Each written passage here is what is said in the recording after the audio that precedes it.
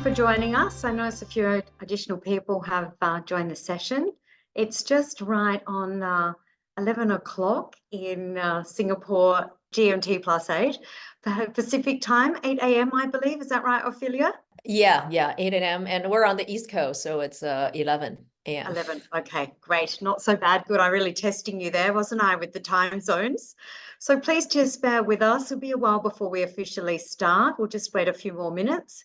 In the meantime, thank you very much for joining the session today. Perhaps whilst we're waiting for some others to join us, I could just quickly go around and ask where people are dialing in from. Jackie, what part of the world are you in? Hello, I'm in Michigan, USA. I'm in the southwest corner, straight across the lake from Chicago. Oh, lovely. Do you have a wonderful view to go with that location? It's not too bad. I'm sitting on top of a sand dune that in the winter, when the leaves are down, I can see the water. Yeah. That sounds It's just lovely. in a short distance. Yes, it is. Thank you. Thank you for joining us today. How about yourself, Marina? Hi everyone, from Cologne, Germany. So it's a bit far away. It's 5 o'clock here actually. Yeah, just finished work and yeah, I was able to join this session. The previous ones, unfortunately not due to time restrictions, but this one I was able to make it. Perfect, good timing. How about yourself, Sylvie? Noted on your message, thank you. And if you're busy working, that's fine too. Hello, everyone. I'm in Ottawa, Ontario, on the unceded territory of the Algonquin Nation. I'm sorry, but I have to work at the same time, but I listen. I'm multitasking, but I have to work on the other computer. I'll be listening, but since I get calls all the time, so I have to keep my camera and my microphone off. I'm glad to be here. Hello, everyone. Understood. Thank you. We're delighted you could join us today. Thank you. Gagnon. Hi, can you hear me? I'm Yung Chen. I'm in Toronto. I'm pleased to join the meeting. I hear what talking about the well-being and global online summit. So yeah, I want to get more information about this. Thank you. Thank you. Thanks for that. Welcome. You're in the right place. Elizabeth. Hi there. I'm dialing in from Belfast, Northern Ireland, and I live in London. So I'm just here for a business trip. Thanks. Great. Thank you very much. And Tutu. We're just asking everyone where they're dialing in from today. Okay. Well, look, I think what we'll do is officially start the session. So hello, everyone, and welcome. And thank you for joining us for the annual Workplace Wellbeing Global Online Summit. My name is Melinda Yeung, and I am the host for this session. And this is actually the second year where throughout the month of June, the Global Wellness Institute's Wellbeing Initiative has conducted an online summit to discuss workplace wellness-related topics, with the overall intention to provide a new vision of impact for wellness at work. So we're delighted today to have the Global Wellness Institute research team join us to support the theme of a world where wellbeing is a priority in our workplaces. So for this particular session, we have two distinguished speakers who you'll see here, Ophelia Yeung and Tonia Callender, who will be setting off the session shortly. Both of them are actually economists and researchers and consultants, and they have been working on some very exciting projects which they'll be sharing shortly. Also in the link, you may see that there's in the chat box at least, there's a link to their profiles if you'd like to find out more about them too. In the meantime, the focus of today's session is understanding the Global Wellness Institute's definition and framework for mental wellness. Yes, that's right, mental wellness, and that is correct. It's an intentional mindset shift that we're looking on, moving away from just mental health. So this session is really invaluable to understanding how it is different, how important it is in the context of work, and really understanding this and under the definition, I suppose, of the mental wellness economy, which the Global Wellness Institute promotes and works a lot on. And you're probably very familiar with the, as we refer to it as the bubble image, which shows us each of the different sections of wellness and what they bring to the economy. Now, today's session will be about 50 minutes, and there'll be a Q&A session at the end. Please also feel free to write any questions you have in the chat box. So without further ado, I'm now going to pass over to Ophelia to introduce everyone for today. Hi, everyone. I am Ophelia Yeung. I am a researcher at the Global Wellness Institute. As Melinda mentioned, I'm an economist, and so is my colleague Tonia, and well, I'll let her introduce herself soon. But you may wonder, why are economists talking about mental wellness here? So our background is that in the last 15 years, we have defined the industry that is part of the global wellness economy and estimate and measure the size of the global wellness industry. So in that process, we have looked at many different sectors in the wellness economy, and including mental wellness, including wellness at the workplace, and other, sectors like built environment and physical activity and others. So I think there's a slide that actually had our reports. So just want to show you the slide, and that, this is the topics of research that we have covered. And so, in this session, we're talking about mental wellness and what is mental wellness as opposed to mental health. And so in our work in measuring the size of each wellness sector, we have to really clearly define what we're measuring. So in the course of during the measurement, we had to dive into a lot of literature defining some of these very amorphous terms like wellness, like mental wellness, and what is it?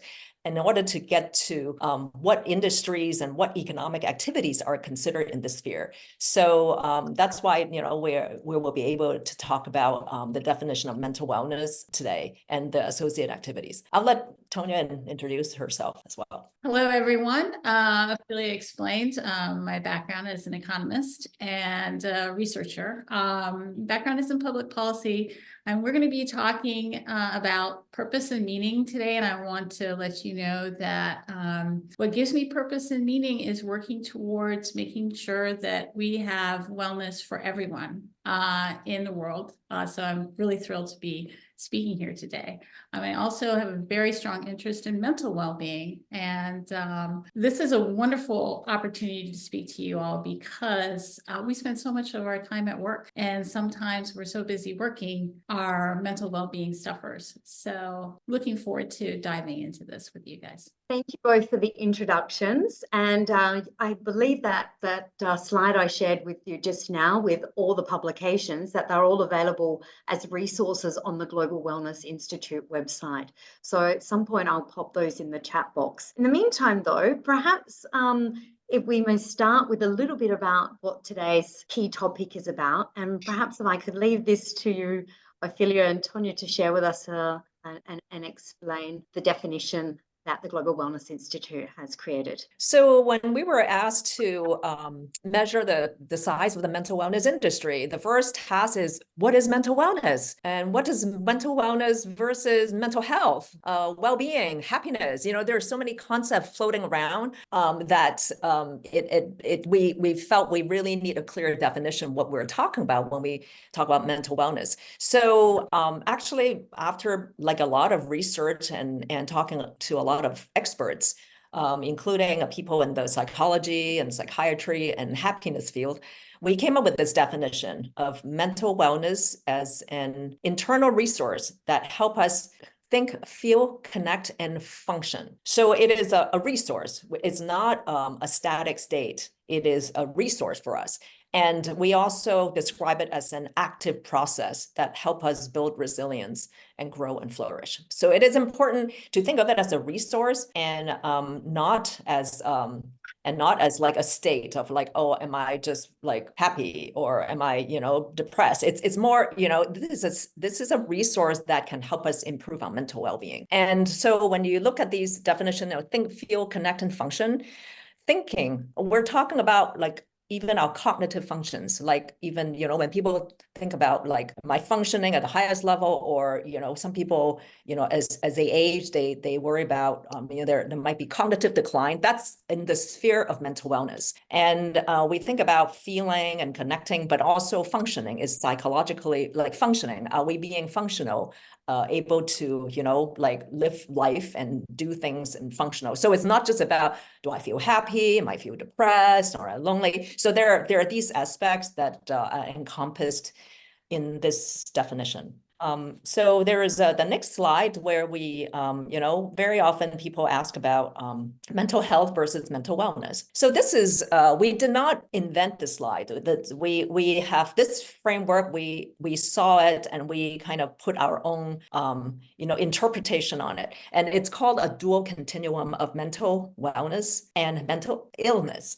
Sometimes we think of, we just think about mental wellness, mental health. You think, oh, you know, on one end we have mental illness, and on the other hand, and we have mental wellness. We like to, you know, think about it. It is actually more complex. And in this dual continuum, you see maybe on one end you have mental illness, and on the other hand, you don't have mental illness. And on the other dimension is whether you are languishing to flourishing. So it's important to think about it in these 4 quadrants, because it is entirely possible that someone had a diagnosed mental condition, mental illness, and still could have a high degree of mental wellness. They can still have friendship, they can still fulfilled, they can still, you know, get into a flow state of work. So these are, you know, having diagnosed mental illness doesn't mean you cannot flourish. And at the same time, you can have no diagnosed mental illness.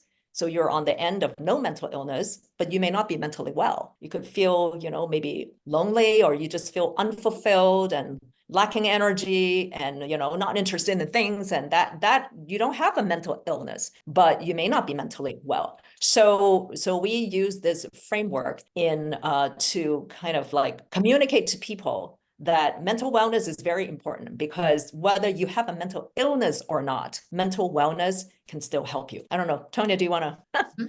Yeah, and I think it's important, and we talked about this a little earlier amongst ourselves. If you have a mental health issue, you might have trouble perhaps getting some things done that you wanted to do in your life. You might have difficulty with your relationships. You might not be able to do some of the things you want to do. And you might be in a situation where you're trying to manage it. And what we want people to understand is mental wellness is a resource that can help you manage perhaps some of your symptoms, but also can help you to find purpose and meaning and joy and rest in your life, despite the fact that you might be a little bit different and might be dealing with something other people don't deal with. I think we have the next slide, which Melinda likes, that to further just sort of distinguish like how to think about mental illness, mental health, and mental well-being and mental wellness. So this kind of framework is kind of analogous to how we normally think about sort of from medical to wellness. Like on one end, when you're talking about that illness, you're talking about it's like a pathogenic condition. It's clinical. And the issue is, as we all know, pretty much all over the world, there is stigma associated with mental health. When people say mental health, very often they mean mental ill health. You're not talking about healthy, like mentally unhealthy. That's what they talk about mental health. And I know, you know, coming from an Asian background, I know people, you know, if they have a condition, they really may resist seeing a professional, because, you know, like people will say, oh, that means you're crazy. You're not, you know, like it's just very stigmatizing. It's like something very negative. Whereas when you think about like the framework of mental wellness, it is about self-care. It is very holistic. It is personal and subjective, and it's empowering, is what you can do to get yourself into, you know, a resilient and even a flourishing state. So it is, you know, it is much more positive to focus on mental wellness than talk about it as mental health and mental illness. Yeah, well-being is a concept that we've been hearing about quite a bit lately. You have governments thinking about their citizens, you have employers thinking about their workers, understanding that well-being, improving that well-being, that state is very important. But we want everybody to understand that mental wellness is not necessarily mental well-being. Mental wellness is a resource and it's a process. So there's a difference there. And as Ophelia said, it is definitely very different than pathogenic or stigma when we talk about mental health issues. Melinda, do we still have that slide on the sort of workplace and yeah, maybe we put that one up. Pathways, the pathways. Not the pathway, the one that was vertical that we had sort of about workplace, the sort of future of workplace. So I just want to mention, like, so far we're talking about mental wellness, but this is a wellness at work, a workplace wellness event. So how is that related to workplace? So as we know, especially since the pandemic, there is a lot more focus on employees' mental health state and their mental wellness at work. Because it's, so isolating and stress, and the latest, Gallup poll show year after year, it's just people are disengaged, or they're, people may be even actively sabotaging work because they're so disengaged, they're so dissatisfied. So mental wellness had been something that is increasingly important in the workplace. And we all know with the statistics of the economic cost, not only the human society cost of ill mental health, but the economic cost, the business cost of people not being engaged and even like out of work. And, it affects the culture of the workplace. But in the context of like looking at the work now and in the future, we all talk about, there's so much technology, automation, and so much, with AI as well. What are the qualities that people need to bring to work that make us human being able to compete with machines, right? And so those qualities that we're seeking, like the employers are looking for, these are, people have to be very mentally well to be engaged so that they're creative, so they can think outside the box. They know how to make connections and see nuance in people and teamwork, and all these things are AI cannot do. This is a human quality we bring to work. And also people's motivation, the intrinsic motivation, what really drives them to bring their whole self and be productive and just, want to do the best they can. This all require a very high degree of mental wellness. If we don't have mental wellness, people are just coming here and then just clock in and out, and I'm a cog in the machine, and I do my 8 hours and bye, So that's why I think mental wellness is so important. It's not just the days you need to take off because you're in a mental health day. Is people are the most productive and most valuable to their, to the workplace, to their team, when they're at the highest mentally well level. Absolutely. Thanks, Ophelia. And thanks for adding that in. Just by way of background, we were just talking a little bit earlier about how mental wellness fits in with AI, given that AI is such a big topic at the moment. So thanks for that background, Ophelia. I just think that maybe perhaps this could be a really good time, because we've had so many wonderful slides so far with lots of rich content. I did say that we would have questions towards the end, but I thought that maybe this is a nice time to invite anyone that has any questions. So feel free to either write something into the chat, or else feel free to unmute and share. Perhaps something that came up for me just now just was around stigma. And so I just wondered, oh, thanks, Jackie, I'll come back to you shortly.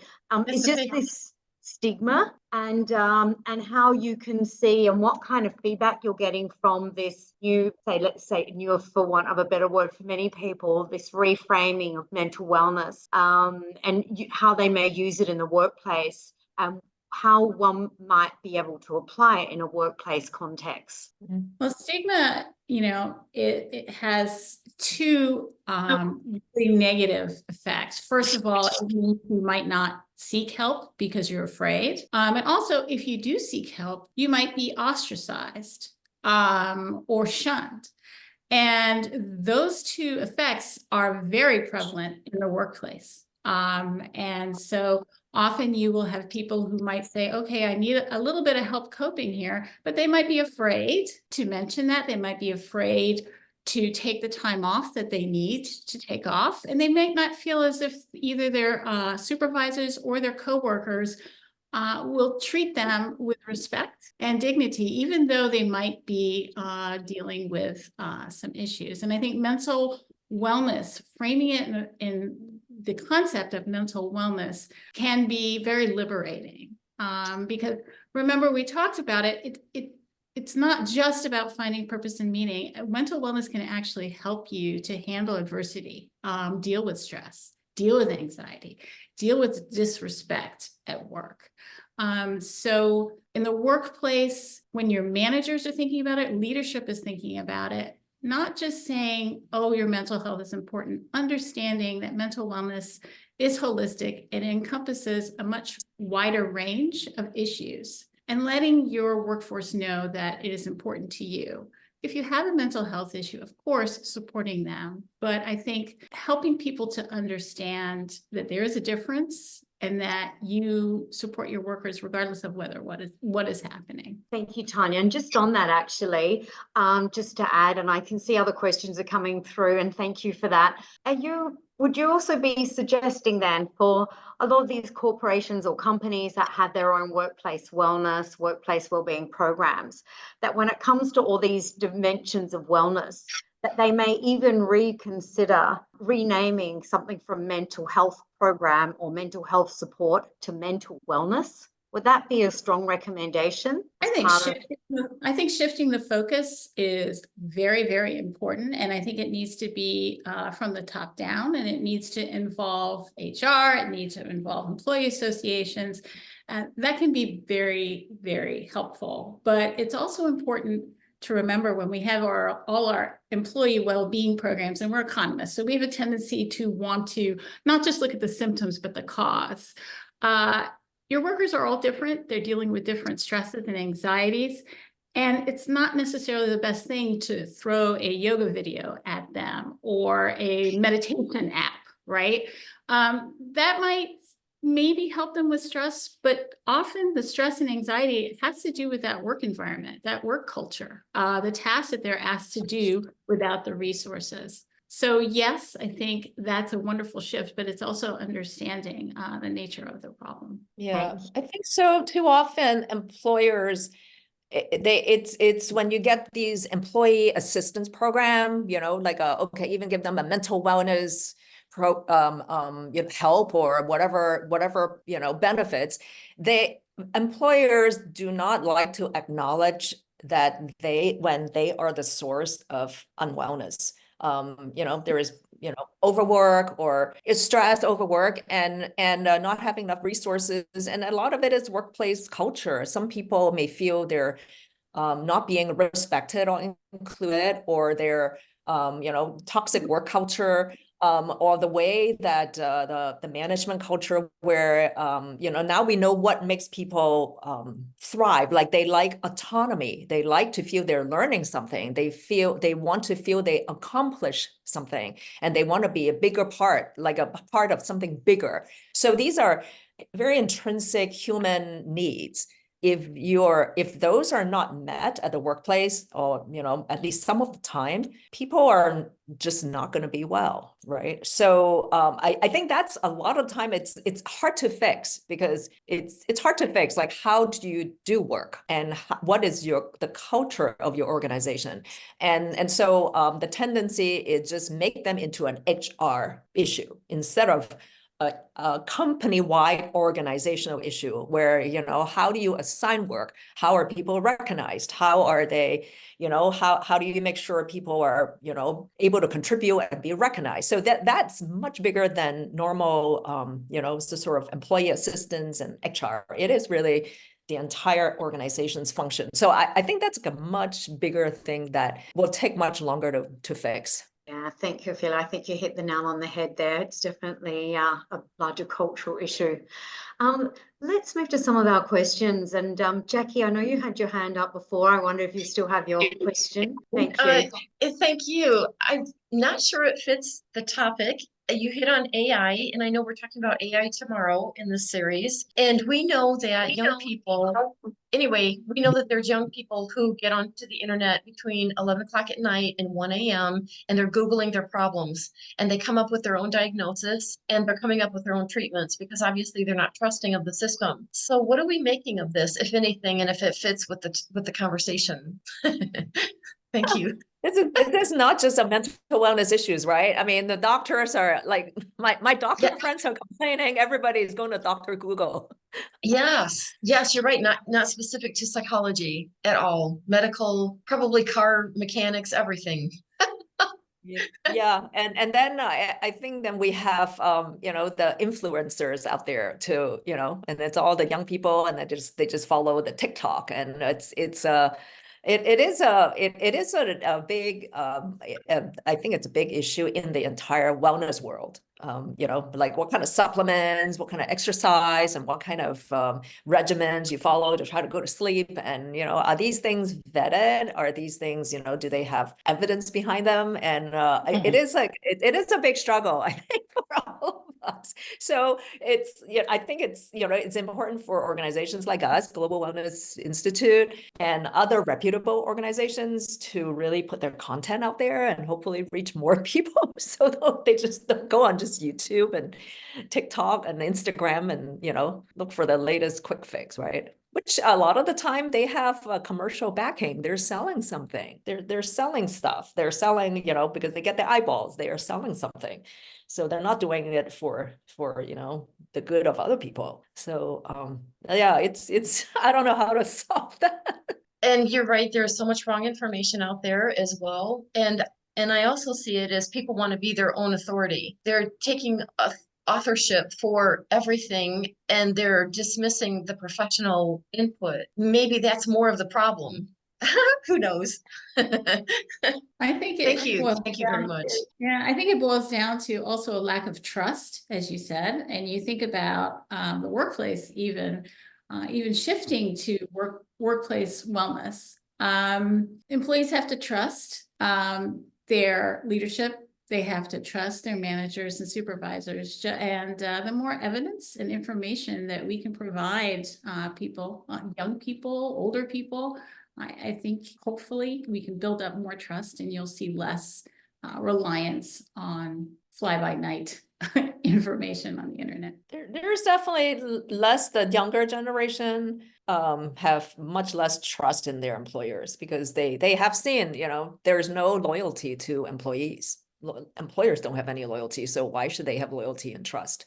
So when you talk about tools like AI, I mean, it's just like employers trying to offer you some health, checkup and apps, and they're privacy issues. You don't know if the employers offer tools to monitor your mental wellness and predict it. I mean, it is. I mean, we already have people very concerned about employers managing like how much they're at the computer and the clicks, and are you actually at your desk? And now if you have employers monitoring your emotions and your and your mental state, I mean, that is right. A lot of people may not trust those tools, right? It's a little dicey. It's right. It's both ways. Thank you, Tonia. Thank you, Ophelia. Yes, sorry.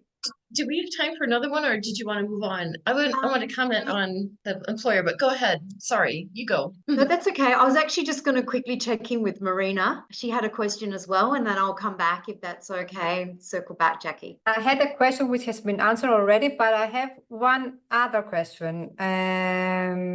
Should I move on? Yes. Should I go? Okay. Sure. So, since you, as an institute, you are doing extensive research, do we know what is the trend in the big corporations with regards adopting mental wellness programs or even having a separate in-house function in the organization? In the past, I think there was a peak. We saw many pioneers of this area in the big corporations. However, in the last couple of years, I see that there is some kind of freeze, and I'm talking also based on a personal experience in my corporation. I just want to know what is the trend? What is going on in the market with regards to this topic? I think it really it really has it really depends on the industry that the companies and employers are in and their resource level, right? When you talk about like big, wealthy, large companies like JP Morgan, for example, we had some of our events there recently. And a company like JP Morgan, they have been collaborating with Deepak Chopra. They have a very, now introduced very rigorous mental, workplace wellness and mental wellness programs.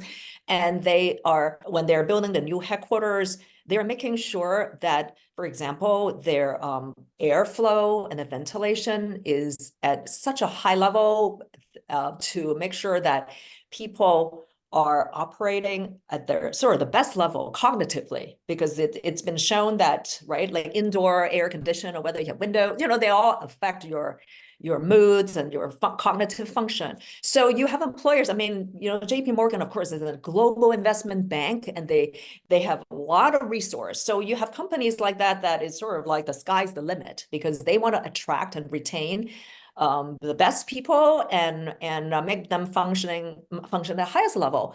But when you look at the rest of the economy, a lot of them are worried about survival, in a service industry. They rely on their workers, but their margins are thin, like in hospitality and in many service industry. And so unfortunately, when times are uncertain, these types of things they see as sort of frilly things, wellness, any wellness, employee program, mental wellness, they're in survival mode. So I think we have a very bifurcated kind of economy here. And not to mention the people who are gig workers, forget it. There are more and more gig workers than the rest of the world. So when you look at workplace wellness programs and the coverage, well, there's a shrinking proportion of people that have even like good jobs, like, regular paying jobs. So on one hand, I feel that there is greater awareness all across the board, from governments to all business, that mental wellness is important. But at the same time, you're kind of seeing this, the kind of the trend of like with this sort of economic reality where it is seen as like a luxury for, by a lot of employers. And thinking about trends, just looking over the last couple of years, I definitely have seen in some of the global surveys, both of leadership and employees, that there's a disconnect. Leadership will say that worker well-being and mental wellness is very important, and that they're spending resources and they want to spend more. And you survey the employees are saying their leadership, their company is not doing enough. They don't feel that, that what they say is actually transferring into actual results. So there's definitely a disconnect there. Yeah, I agree with this observation that, and that probably translates to probably the companies that don't offer as much as they should for their employees. So.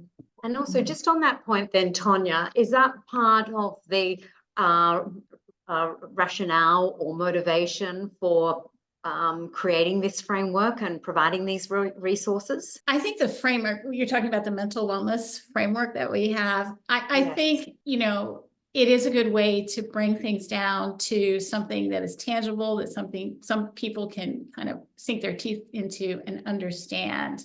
We're not saying it's cookie cutter. We're not saying that all employees have to fall into a certain pathway, but there's this understanding that this is really important. And that as employers, you can give your employees the time, the space, and the encouragement to figure out their pathways and help them pursue them. And I definitely think that's missing. It's hard to do. It's not easy. We talk about the pathways. Yes, it's easy to say this, but actually even individually giving ourselves permission and time to do that, it's not easy. And then if you're working, but we do think in the long run that this is what we need, because the cost to, economic cost, the cost of society of the overwork and the stress is just, they're mounting. Maybe we should pull up that pathway slide. The Yes. timing. So when we define mental wellness and the mental wellness economy, we categorize the different strategies into what we call these mental wellness pathways, which was actually that based on the earlier work done by the Mental Wellness Initiative at the Global Wellness Institute.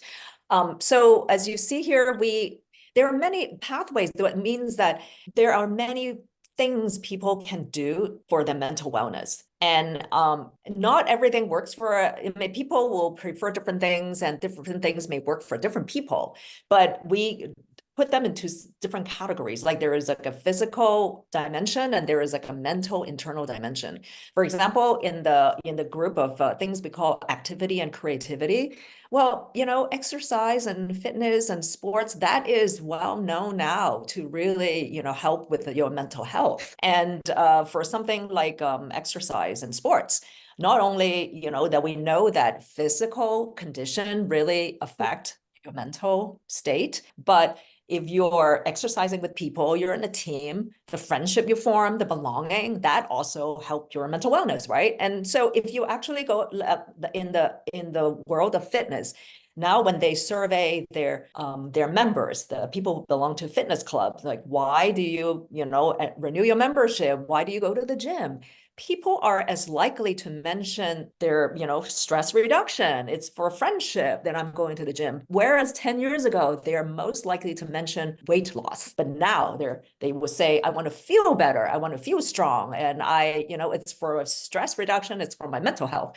So there is, the area of activity and creativity, and then we call it creativity too, because, you make things, you have hobbies, and you learn and discover things. That's part of your mental wellness. I mean, do people know that? Many people don't know that. Maybe they don't think of it that way. But you're knitting and you're a little doodling. You're you don't have to be just journaling. These things are all for mental wellness. So we created this slide, this framework for people to sort of look at these things like, oh, these sleep, and it's not just mindfulness meditation, it's actually sleep and sensory experience. I mean, they're all very important for mental wellness. So this is the kind of education we need to put out to the world, and employers can also help to put out that kind of information. Not that you have to offer all of these, but many of the things you offer in just the wellness space, employee benefits, will fit into this kind of, pathway framework. Yeah, the framework, when you think about it, it's very intuitive, right? And it's very simple. Just asking people to think about activities that they enjoy, that relaxes them, that gives them a sense of purpose, that helps them feel connected to themselves and other people, and then just try to do it more. And understanding that, and incorporating that into your corporate culture can really move the needle. Just on that, and this is wonderful. Thank you for sharing these pathways. I love these pillars and the connection of the wellness dimensions, particularly, but the correlation between mental and physical wellness. And I was thinking, if I was running a business in corporate wellness, one might argue, oh, I might already be doing some of these things or incorporate them in my program. So I'm wondering now, with the devil's advocate hat on, how some corporations may argue, well, we're already doing this. However, it's not necessarily working. Tonia, you made a comment earlier, and I just wondered if perhaps what I've shared relates back to what you're thinking about this. Well, I mean, I'm going to use the word trust again. I have spoken to managers and, it's a little bit of a joke in that, oh yeah, they're doing this, but people actually don't show up. People actually don't become involved in it because there's no trust that this is something that actually my supervisors and the leadership believes in, and that they believe in me. And so I think it's a little difficult, and only by showing that it is definitely important, by creating a culture where leadership, supervisors understand that this is important and are sensitive to what their workers need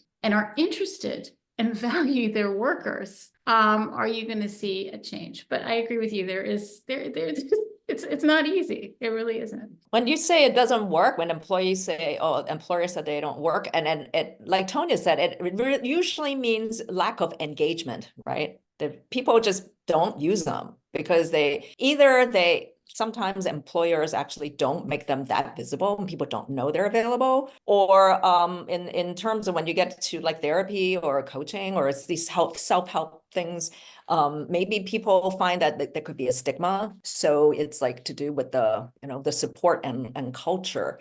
And also, I think some employers have tendency to do some sort of one size fit all kind of, approach and not recognizing people are really different. People have different values, they have culture, they have different family situations. And I mean, I remember, maybe like back 5-10 years ago, I mean, there is almost like a movement that, we're trying to be more family friendly to the people who have children or who have like caregiving, responsibilities. And people who don't have those caregiving responsibilities feel that they are being exploited because they don't have a dying parent or young children, why are they made to work, or cover for people who do, right? So, maybe they have pets or they have hobbies, they have other things. So I think we're still trying to come to terms and figure out how to make sure, you treat people equitably. You have to continue to evolve to figure out what that means, right? You can't just offer the same thing to people. And one way right? to think about it is to remember that when an employee comes to work, or even if they're working remotely, they're not just bringing themselves to work. They're bringing their family, they're bringing their community, they're bringing their culture, right? And if you want to help improve productivity and engagement, you have to recognize that all of those things are going to affect what works for them with regards to mental wellness and what gives them purpose and meaning. And I think if employers start to realize that and think about ways to allow employees to incorporate all of themselves into their work, you may see a difference. Yeah, thanks, Tonia. I'm just thinking while I'm looking at all these wonderful initiatives here and thinking about times where I've worked in organizations and either been part of a team to create something like this to encourage workplace wellbeing and to encourage our teams to be more conscious of their health and well-being. And yet we would think, wow, it's free, it's during work time, we're with our team, and yet there's not enough time or there's a deadline. And I'm also wondering here about the emphasis while we talk about workplace well-being and a company has good intention and maybe does have that culture that you've indicated before, has created that trust, but yet you still don't have the staff that are turning up. And then I'm wondering if there's a piece in here around one's individual motivation and mindset around, well-being. I wondered if you had any thoughts around that. I think that's really important. I think there was an article, I don't remember what newspaper was in, they were talking about how Americans are at work, but they're lonely. And they talked about how they're having social events and nobody's showing up. And I think it's because these workers' time is very precious and they'd actually rather be being social with their families or social in another way. And so, and again, there's that trust. It's like, oh yeah, you want me to come here and be social, but then again, you have an assignment that I have to turn in by close of business today, right? So is the trust, what are you saying and what are you actually doing? So it kind of goes back to my thought that you have to think about the causes of stress and anxiety and burnout, and really kind of focus on what your employees need. And some employees need the resources and the time to get their work done so that they can work on their mental wellness in their own personal way.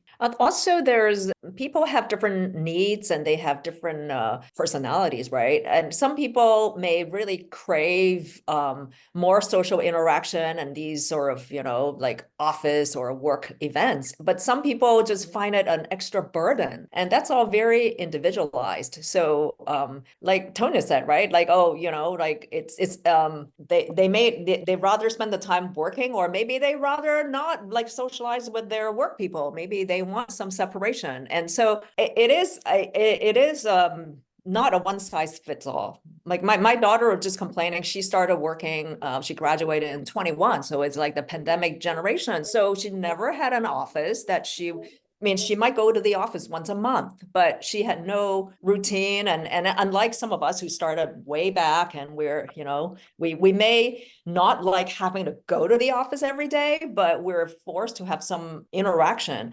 And some of the younger people now in the sort of remote work setting, they are craving a little bit more structure and interaction, whereas the working parents or the people who have caregiving responsibilities would rather not, right? So it's not easy for employers to figure out what is the best sort of work arrangement that is that would support everyone's wellness and mental wellness. It would be wonderful if we could have leaders and managers bring a small company approach to their larger companies, which is get to know your employees, right? Get to know give some connection and meaning, what they like to do. And that I think can make the solutions a bit more targeted and perhaps more successful. Thanks, Tonia. In fact, Marina just has shared in the chat box here that companies should ask first in a confidential matter what employees need to support. And I have noticed that there have actually been there's an increase in employee engagement surveys to in fact understand what employees are looking for. So perhaps some companies are doing things a little bit better than others. In any case, before we kind of finish up today, I'm really interested to know a little bit about the Mental Wellness Policy Toolkit.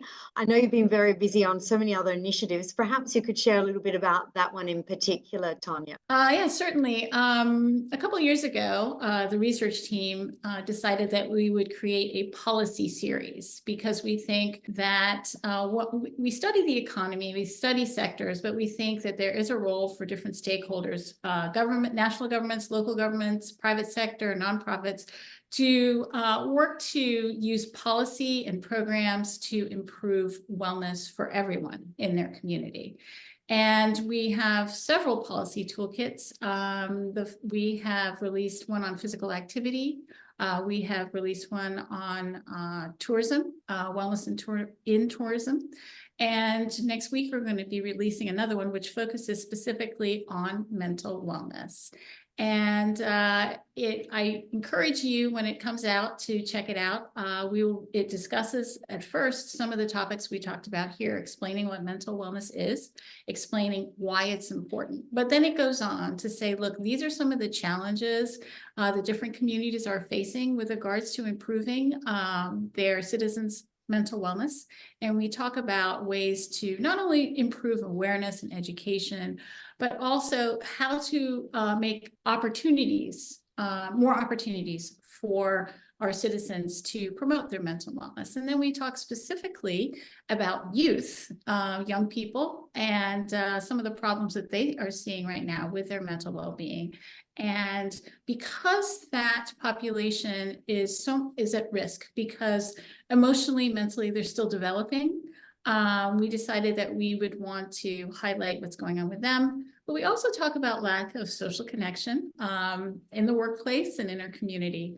And also finally talk about how to promote mental wellness in a more holistic way, because we know that our minds are not separate from our bodies. You know, what we eat, whether we exercise, and whether or not the places we live in and work in support us, we're all going to affect our mental wellness. So it gives some policy, some programs, some examples, and then also provide some resources for people who might be interested in advocating for improving mental wellness policy in their area, or might want to fund or form partnerships.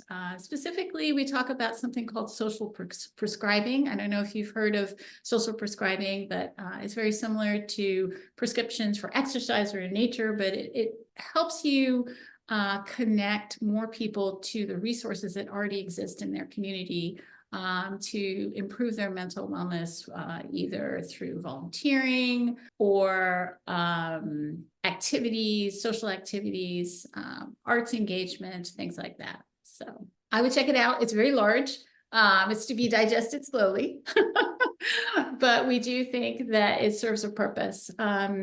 I think later we're going to show you quickly just our mental wellness economy report, and I consider this to be a companion piece to it. Our economy report really introduced the concept of mental wellness and the pathways and talked about specific products and services. This goes beyond and says, what can we do in our communities and in our countries to improve mental wellness for everyone across the board? Tonia, it sounds incredibly comprehensive. A lot of detail, hard work there. Just may I clarify with the mental wellness policy toolkit. That's something that can be used for educations, organizations, government, workplace. It has a broad. The idea is that whether you are just newly initiated or you are a seasoned policymaker, you can find something in there that either gives you information that you can go and use for advocacy, or allows you to think about how to form partnerships, or even start with designing programs to help promote mental wellness. And definitely the idea is that if you're in the private sector, if you're in government, if you're in the healthcare system, if you're in the media, there are things that you can do if you're interested. And we talk about some of those. Essentially, it sounds like you could have, for example, someone from the HR department that could literally pick this up and start implementing immediately. You'd start thinking about how to change your work environment, how to change your work culture, and start thinking about how to work with your community. You know, corporations and businesses are members of their communities, and your communities have resources. If you're a small organization, you might not be able to do all this in-house, but it helps you start thinking about maybe how you can form connections. A great place to start. Thank you, Tonia. Ophelia, you're nodding your head there. Anything you may like to add before we wrap up today's session? I just want to remind everyone that the reports and the resources from the Global Wellness Institute is freely available for download. So sometimes it might be a little clunky to look for them. You go to the globalwellnessinstitute.org site. You can go under research, and all of our resources are there. And I believe we have a couple of specific links to there are specifically 2 reports that might be the most relevant to, people who are interested in wellness at work. This is a wellness at work report, and there's a link.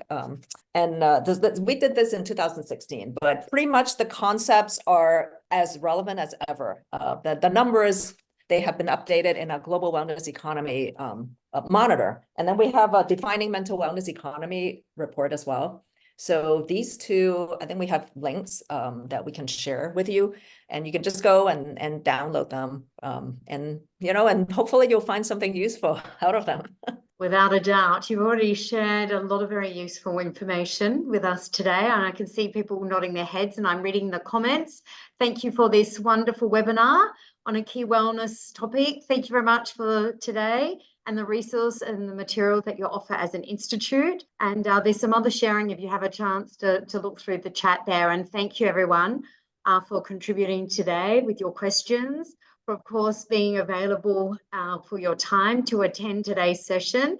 And also, of course, a huge thank you to the Global Wellness Institute, an amazing organization for our industry. And of course, we wouldn't even have the opportunity for these reports to read them if it weren't for researchers such as Ophelia and Tonia, who are so dedicated to this and providing these resources complimentary for us all. So incredibly informative and valuable. I'm sure if there's any other questions you may have, please feel free to go on to LinkedIn. There is the Global Wellness Institute Workplace Wellbeing Initiative, where we have this month series of various topics. On today's one, either on my LinkedIn, on the Global Wellness Institute, you'll see, and please feel free to write down any questions. I'm sure we can ask Tonia and Ophelia to assist us with those, and because I'm conscious of time at the moment. So on that note, I would like to thank you all again for joining us today. And wherever you are from all around the world, thanks again for your time and wonderful information, ladies. Thank you, Tonia and Ophelia. It's been a real highlight. Yep, thank you. Thank you. Thank you. Bye. Thanks for joining us, everyone. Enjoy the rest of your day wherever you are. Yep, thanks. Bye. Bye. Bye.